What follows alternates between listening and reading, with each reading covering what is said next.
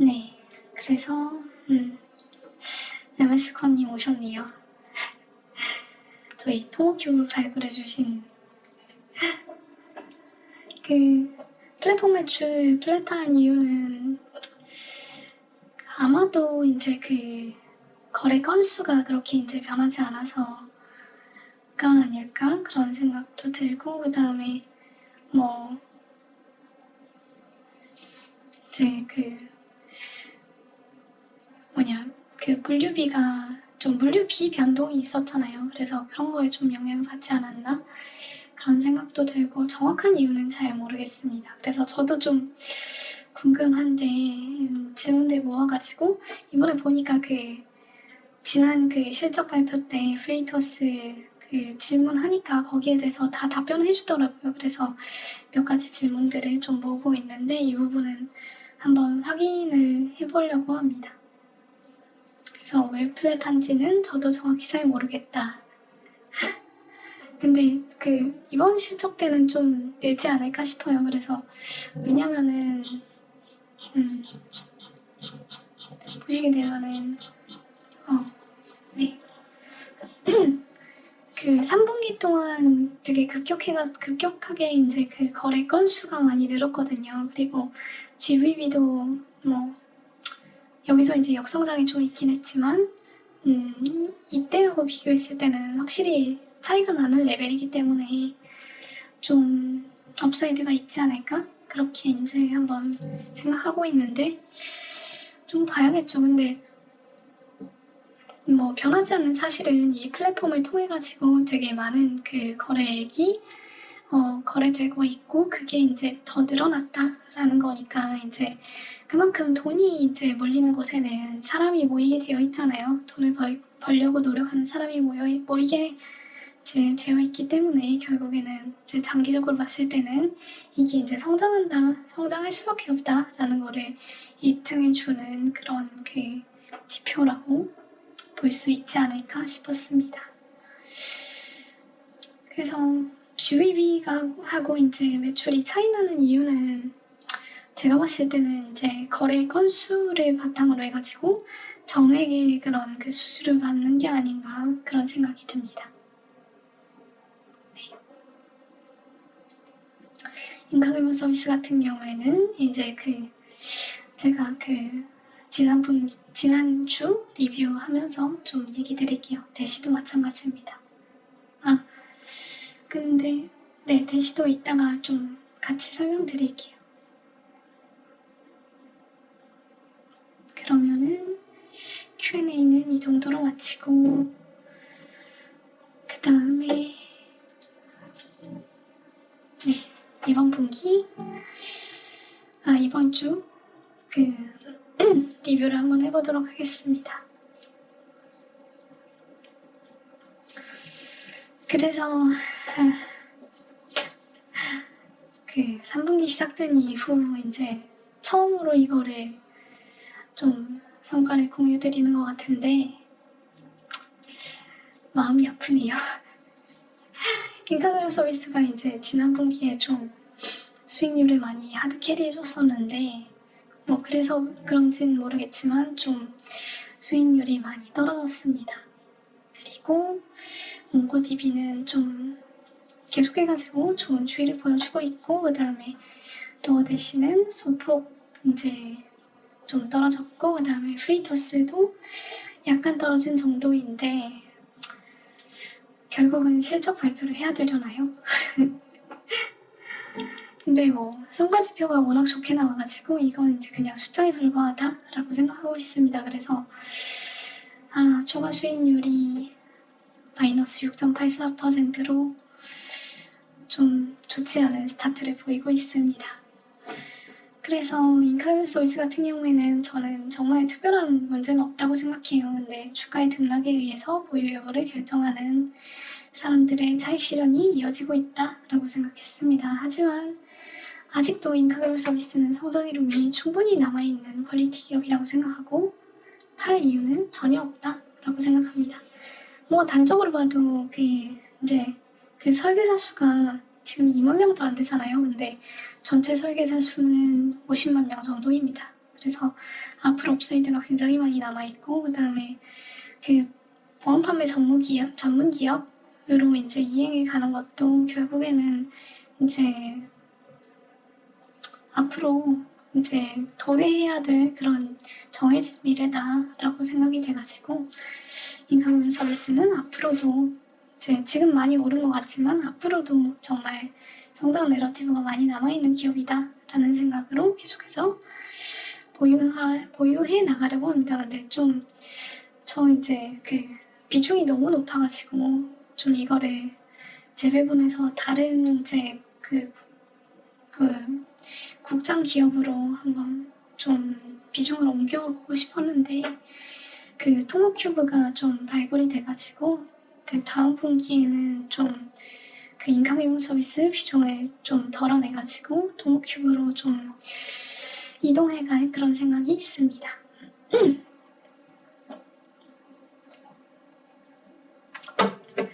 도어대시 같은 경우에는 이제 이번 주에 셀 리포트로 인해 가지고 주가가 하향세를 보였어요. 그래서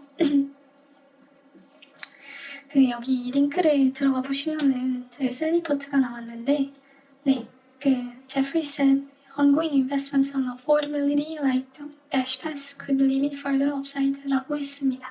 그래서 이 얘기가 뭐냐? 그러니까 대시 같은 경우에 이제 점점 그 플랫폼에 들어온 그런 그 소비자와 그다음에 그 식당들이 더 많은 거를 플랫폼으로부터 가져갈 수 있게 해가지고 더 큰 시장을 먹으려고 하는 그런 내러티브를 가지고 있습니다. 마치 아마존이 그랬던 것처럼 이제 아마존도 이제 200배 그 주가가 올라가는 그 과정 속에서 이제 계속해가지고 그 R&D 투자를 많이 해가지고 영업이익률이 계속해서 한 자릿수 초반대에 불과했었거든요. 근데 그럼에도 불구하고 시장은 그 R&D 투자한 비용까지 포함해가지고 밸류에이션을 해줬었어요. 그래서 그렇게 된 거는 이제 시장이 성장해가지고 매출을 충분히 늘린 그런 상태에서 이제 수익성을 추구해야 된다라고 생각하는 경향이고, 성장이 결국에는 이제 그 앞으로의 그런 그러니까 투자자의 실패를 만회해주는 그런 내러티브를 훨씬 더 중요하게 생각하기 때문이라고 생각했습니다. 그래서 뒤에 보시게 되면은 왜 제가 성장에 그렇게 이제 중요하게 생각하는지, 그 다음에 성장을 어떻게 하면은 담보할 수 있는지를 필터링 하는지 이런 거에 있어가지고 LTO 투자관을 한번 설명드려 보려고 하고 있습니다. 그래서 그 대시 같은 경우에는 이제 지금으로서는 어떤 게 이제 투자 아이디어 훼손이 될지 잘 모르겠어요. 지금은 이제 너무나 이제 제가 생각하는 그런 방향성대로 이렇게 가고 있으니까요. 근데 그걸 알 수 있었으면 이제 처음부터 투자를 하지 않았겠죠. 그런 게 보이는 기업에는 애초부터 투자를 하지 않는다라고 생각하기 때문이죠. 근데 뭐 예를 들어서 이제부터는 수익성을 추구하면서 성장은 이제 좀 성장을 희생하겠다라는 그런 이제 발표가 나오게 되면은 좀 투자 아이디어가 이제 그때부터는 훼손되었다라고 생각할 가능성도 있다고 생각합니다. 그래서 결국에는 이제 이렇게 이제 플랫폼에 들어온 그런 소비자와 식당, 그다음에 배달원 이런 구성원들에게 더 많은 거를 돌려주려는 이런 노력 같은 경우에 더 시장을 크게 만들고, 그다음에 그만큼 더 크게 성장을 해가지고 이제 시장을 키워가지고 수익을 내려고 하는 그런 노력들이 이제 그 구체화된 결과라고 보여지고, 그런 점에서 대시는 계속해가지고 퀄리티 기업으로서 성장해 나갈 그런 그 가능성이 높다라고 생각하게 되었습니다. 그래서 이렇게 제프리스 같은 셀사이드 망령이 이제 계속해서 주가를 낮춰주는데, 뭐 가치 투자, 그다음에 평생 같이 투자하는 그런 입장에서는 정말 감사하죠. 그래서 계속 이렇게 이제 싸게 살 기회를 주는데, 그게 이제 심해지면은 실제로 더 매수를 할 수도 있는 거고요. 그래서 이제 항상 함께하는 좋은 동반자다라고 생각하고, 너무 공매도 미워하지 말고 같이 이제 공생하면은 좋을 것 같습니다. 그리고 몽고DB 같은 경우에는 점점 AI의 핵심 경쟁력이 데이터다라는 것을 IT 플랫폼 산업에서 깨닫고 있고, 그 다음에 시장도 이를 인식해나가는 그런 단계라고 생각했습니다. 직접적으로는 DBAS 선도기업 오라클의 주가가 굉장히 견조하게 잘 가고 있어요. 그래서 이제 벌써 $245가 됐는데 여기에는 미치지 못하고 있지만, 결국은 오라클은 관계형 DB예요. 테이블 형태로 이제 DB를 만들어야 되기 때문에 AI 시대에는 적용하기 어렵고, 노시퀄 선두주자인 몽고DB가 AI 시대에는 그들보다 몇 배는 더 강한 잠재력을 보유하고 있습니다. 프레이토스 같은 경우에는 분석글에서 언급드렸던 대로 시장의 무관심에 외면당하고 있습니다. 하지만 그런 경우에는 절대로 오해갈 수 없습니다. 토모큐 같은 경우에는 상당히 매력적인 기업인데, 그래서 4분기에 커버 기업 편입을 하게 될 것 같습니다. 그 전에 실적 발표에서 잠재력에 대한 단서를 좀 더 얻을 수 있기를 기대하고 있습니다. 그래서 여기까지가 커버 기업 현황에 대한 그런 리뷰였습니다.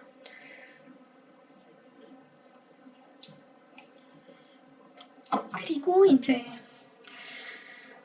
새로운 플랫폼에 들어오신 분들이 많아가지고 간단히 이제 디오에서 지향하는 투자관에 대한 정리를 좀 하고 가려고 합니다. 그래서 에티오는 가치 투자를 기본으로 하는 투자 플랫폼이에요. 근데 가치 투자라고 하면은 많은 사람들이 숫자로 이미 찍힌 실적 대비 싼 주식을 사야 된다라고 착각하고 PBR, 저퍼 기업들을 찾고 그게 가치 투자라고 착각하고 있습니다. 근데 그보다는 미래 가치가 훨씬 중요하고, 과거 실적은 대부분이 이미 이제 페어 밸류로 반영이 되어 있어서 초과 수익의 원천으로 삼기 힘듭니다. 이미 과거 실적이나 수출입 통계로 증명된 가치를 시장이 제대로 반영하지 못하고 있다라고 생각하는 것은 시장을 무시하는 투자 방법이고, 반드시 시장의 응징을 받을 수밖에 없는 투자 방법입니다. 그래서 이런 방법은 사실 그냥 찍기 투자에 비해서 확률이 높지도 않고 지속 가능하지도 않습니다. 하지만 시장은 미래 가치를 인정해 주는데 인색합니다. 여기서 초과 수익의 기회가 존재합니다. 그래서 미래 가치가 성장해가지고 시장의 기대를 초과하는 기업에 투자해야 된다라는 게 LTO의 제 기본적인 가정입니다. 기본적인 투자관입니다. 이런 기업에 투자하게 되면은 현재 가치를 기준으로 내가 다소 고평가된 멀티플에 투자했더라도 성장이 내 실수를 커버해준다라고 생각합니다. 그래서 이제 제가 그러니까 되게 많이 드는 비유 중에 하나가, 이제 기업은 결국에는 멀티플하고 그 다음에 실적의 곱으로 이제 기업의 주가가 결정이 되는데, 이제 멀티플이 되게 높은 수준에 있더라도 이제 그 실적이 앞으로 증가한다고 하면은 이제 그 실적이 충분히 증가했을 때 지금은 좀 높아 보이는 주가도 이제 나중 가게 되면은 그 멀티플이 높지 않은 그런 주가가 된다.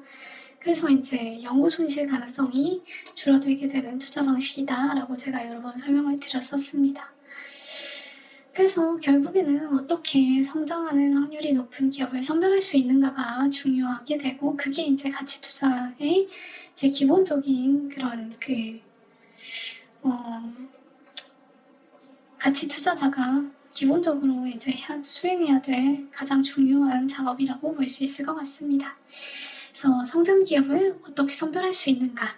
그래서 그런 측면에서 크게 기업을 둘러싼 4가지 요소에서 성장의 논리가 중첩된다면은, 그러면은 성장주로서 믿고 투자할 수 있다라고 생각합니다. 그래서 첫 번째로는 기업의 BM이 타겟으로 삼는 시장이 성장해야 합니다. 그래서 그 성장 논리가 메가트렌드와 부합하면은 더할 나위 없이 좋다라고 생각합니다. 그래서 토모큐 같은 경우에는 동물 실험 폐지와 첨단 의학 발전의 메가트렌드와 함께합니다. 그리고 그다음에 그 저출산 고령화하고도 좀 엮여 있겠죠. 그래서 이제 배양 IVF 기술 같은 것들하고도 좀 잘 엮여있는 그런 좋은 기업이라고 생각했습니다. 인카그램 서비스 같은 경우에는 고령화로 인한 보장 수요 확대, 그다음에 보험 산업 내 재판 분리 트렌드와 함께합니다. 브레이토스 같은 경우에는 물류시장 디지털화, 그다음에 침투율 확대라는 트렌드가 성장의 근거가 됩니다. 이렇게 메가 트렌드와 함께한다면 기업이 조금 실수를 하더라도 다시 쉽게 성장 추세에 올라타기 쉽다라고 생각했습니다. 그리고 상위 시장의 위축에도 불구하고 니치 마켓의 성장이 일어나는 경우가 많기 때문에 BM을 분석할 때 좀 정확하고 그다음에 스페시픽하게 좀 구체화된 타겟 시장을 정확히 정의해가지고 성장주를 놓치는 일이 없게 해야 될 거라고 생각했습니다. 이와 관련해서는 이 링크를 참고해보시면 좋을 것 같습니다. 그리고 둘째로는 기업이 외부 경쟁자로부터 BM을 효과적으로 방어할 수 있어야 된다라고 생각했고, 이에 대해서 펫도시는 경제적 해자라는 책을 통해 개념화했는데 책을 한번 꼭 읽어봐 주시면 좋을 것 같아요. 그래서 그 요약 내용이 이 링크에 들어와 있고, 토모큐브 같은 경우에는 원천기술 특허, MDB 같은 경우에는 오픈소스와 표준화에 기반한 네트워크 효과, 브랜드 가치, 그다음에 대시 같은 경우에는 식당 배달원 소비자의 3면 네트워크 효과, 그다음에 CIGO 같은 경우에는 수출입업자, 포워더, 운송 서비스 사업자의 네트워크 효과, 이런 것들이 강력한 해자의 근거가 되었습니다. 그리고 세 번째로 생산 과정에서 기업이 보유한 협상력이 높아야 됩니다. 이를 가장 잘 보여주는 지표가 GPM이라고 생각하고, 기업에 내재한 협상력을 기반으로 판매 원가를 많이 부담하지 않고 매출을 늘려가 나가는 기업이야말로 우리가 찾는 기업입니다. 그래서 협상력과 GPM에 대해서는 이 글을 참고해 주시면 좋을 것 같습니다. 네 번째로 번 돈을 꾸준히 가장 효율적인 사용처에 재투자하는 기업이어야지 장기적으로 동행했을 때 이 기업의 이제 복리 효과를 누릴 수 있을 것으로 보여집니다. 그래서 자본 배치가 나쁜 기업에 투자하게 되면 이 투자자는 결국 복리 효과를 누릴 수 없을 것입니다. 그래서 자본 배치에 대해서는 이 글을 참고해 주시면 좋을 것 같아요. 그래서 이렇게 네 가지 요소에서 성장의 논리를 검증을 하고, 그 다음에 합리적인 가격이라는 것을 확신할 수 있다면 투자하는 것이 타당하고, 그런 근거를 갖춘 기업들에 투자하는 것이야말로 반복 가능한, 지속 가능한 투자라고 생각했습니다.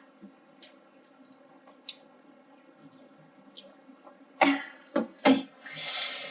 그래서 이제 제가 LTO를 어떻게 운영하는지에 대해서 좀 공유해 드려볼게요. 그래서 저는 이제 위에 간략하게 좀 설명드린 투자관을 정립하고 상당한 투자 성과를 낼 수 있었습니다. 그리고 비슷한 생각을 가진 사람들을 찾기 위해서 여러 번 스터디를 해봤지만 대부분 이제 단기 투자, 모멘텀 투자 같이 이제 지속 가능성이 떨어지는 투자관을 바탕으로 투자하는 사람들이 대부분이라는 것을 알게 되었습니다. 그래서 이런 투자 공부는 결국 실력이 쌓이지 않는 시간 낭비라는 생각이 들었고, 그보다는 투자관을 올바로 정립하고 투자하기 전에 어떤 투자 아이디어에 근거하여 투자하였는지를 명확히 해서 내 판단이 틀렸던 이유, 그 다음에 맞았던 이유를 명확히 할 수 있는 투자를 지향하게 되었습니다. 이에 따라서 저와 같은 생각을 가진 진정한 가치 투자자와 모일 수 있는 커뮤니티를 구성하게 되었고, 그 결과물이 LTO 플랫폼, 카페, 유튜브 채널입니다.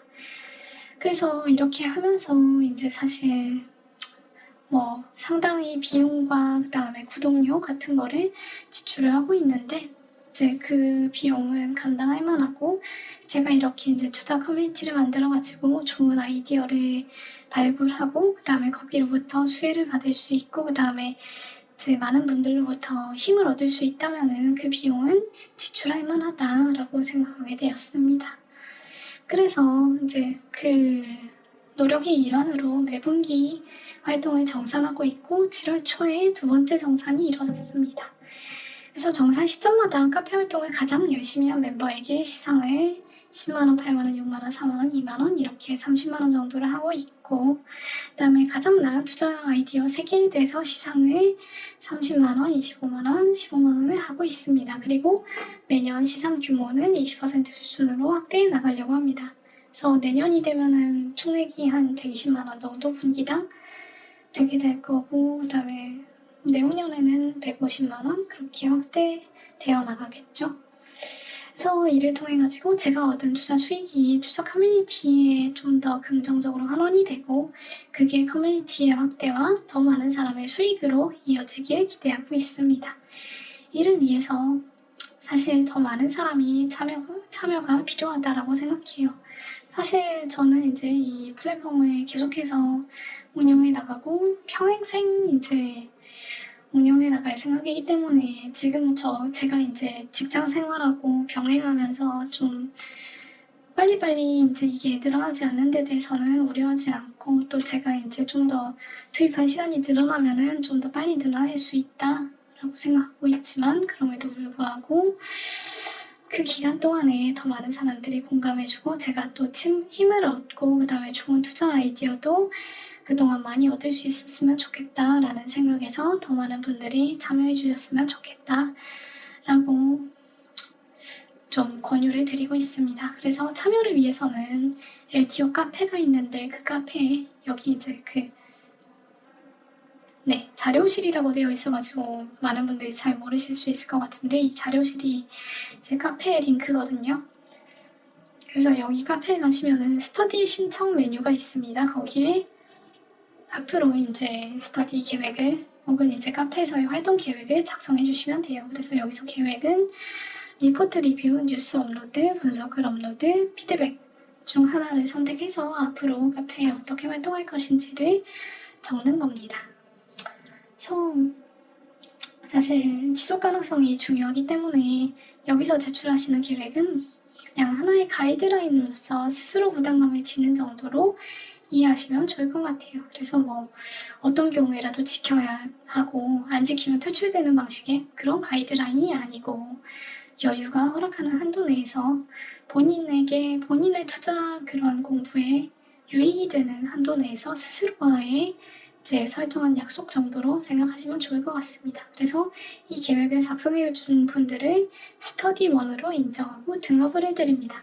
그래서 스터디1들은 활동해주시면서 한분기 동안 활동해주시면서 좋은 투자 아이디어를 발굴하면은 이거를 이제 카페에 제가 아까 말씀드린 투자관이 있잖아요. 그래서 이제 목차를 BMA에 그다음에 성장성, 그다음에 경제적 혜자, 그다음에 그 협상력, 자본 배치, 밸류에이션 이렇게 6개의 목차로 좀 정리를 해가지고 카페에 올려주시면은 그 중에 제일 좋은 3개의 아이디어에 대해서 위에서 보신 것처럼 매분기 시상을 하고 있습니다.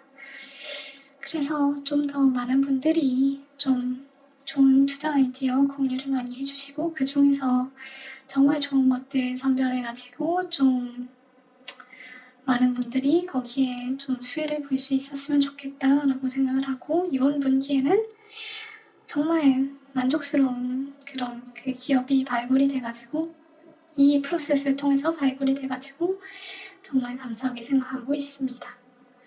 그래서 이 정도로 이제 그 리뷰를 마치고 한 1분 정도 쉬었다가 Q&A 진행하고 그 다음에 이번 주 라이브를 마쳐보도록 하겠습니다. 1분 쉬었다 올게요.